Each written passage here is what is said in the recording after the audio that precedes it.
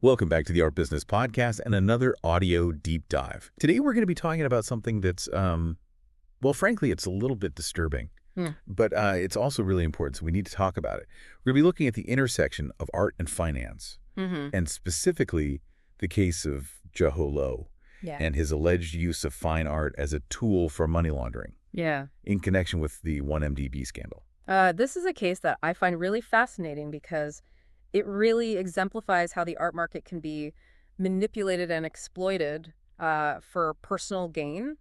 Yet what's striking is how Jho seemed to understand the inherent vulnerabilities of the art market and really exploit them to his advantage, effectively turning masterpieces into his own personal banking system. Yeah, he was treating these pieces of art almost as if they were just dollar bills. So let's delve into the specifics. Between 2013 and 2014, Jho went on this just extraordinary art acquisition spree, spending over $200 million on works by renowned artists. Just to put that into perspective, he purchased Basquiat's dust heads for nearly $49 million and a Rothko for $46.5 million. These aren't just any paintings. These are considered blue chip art.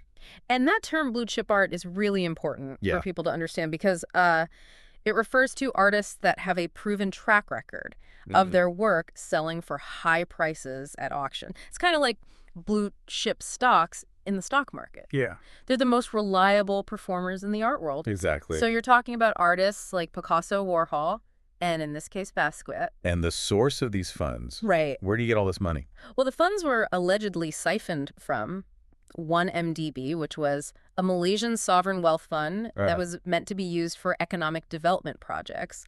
So he was essentially stealing money from the Malaysian people and using it to buy these very expensive pieces of art.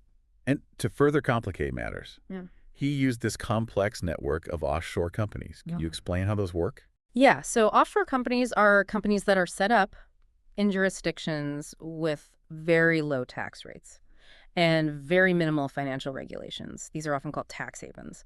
And the reason people use offshore companies is because they can hide the true ownership of the company. So it's very difficult to trace back who's actually benefiting from the company's profits. So he acquires these incredibly valuable pieces.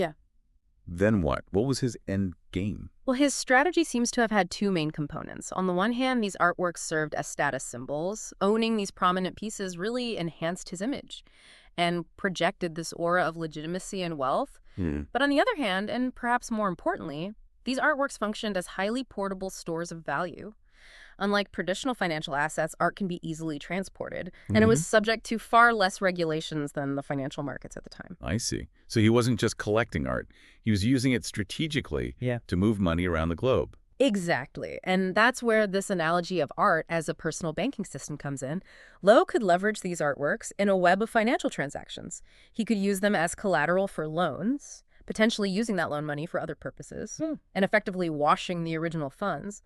Or he could sell the art if he needed to and move that money across borders very easily. And don't forget, if you want to learn more about the art market or the business of art, make sure to visit and subscribe to the Art Business Podcast on YouTube.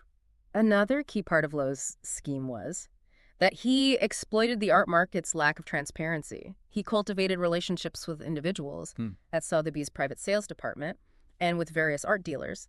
And he knew that the art market, particularly the private sales sector, is characterized by discretion and confidentiality. So this opaqueness combined with the lack of regulations at the time allowed these transactions to proceed with almost no scrutiny. So it was a combination of factors: the portability of the art, the less stringent regulations, and the opacity of the art market itself that make his scheme possible. Jho Low's case really exposes this critical vulnerability within the art market, that it could be exploited for money laundering schemes. And it's a really disturbing trend that we're seeing more and more of these days. It's a fascinating and disturbing case study. What ultimately became of the artworks he acquired? Well, authorities were eventually able to seize many of the artworks, but not all of them. And the ones that they did seize are now this tangible reminder of how vulnerable the art market is to financial crimes. It certainly raises a lot of questions about how the art world can protect itself from being used for these illicit activities. Yeah, absolutely. And there's been growing awareness and calls for increased transparency and regulation in the art market to try to prevent these kinds of things from happening again. It's a complex issue with far-reaching implications. Thank you for shedding light on this important topic. It's been my pleasure. This has been another deep dive from the Art Business Podcast. Don't forget to visit and subscribe to our YouTube channel for more in-depth explorations of the art world. Thank you for listening.